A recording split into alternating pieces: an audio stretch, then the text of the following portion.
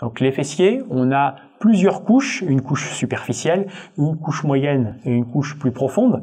Dans la couche superficielle, on retrouve un des plus grands muscles du corps, le grand fessier, qui part de l'épine iliaque, des vertèbres sacrées et qui vient se terminer sur la ligne âpre, donc en arrière du fémur. C'est un muscle qui est responsable donc de l'extension du bassin sur la cuisse et de la rotation externe qu'on trouve sollicité dans des mouvements importants de la musculation tels que les squats, les fentes ou le soulevé de terre.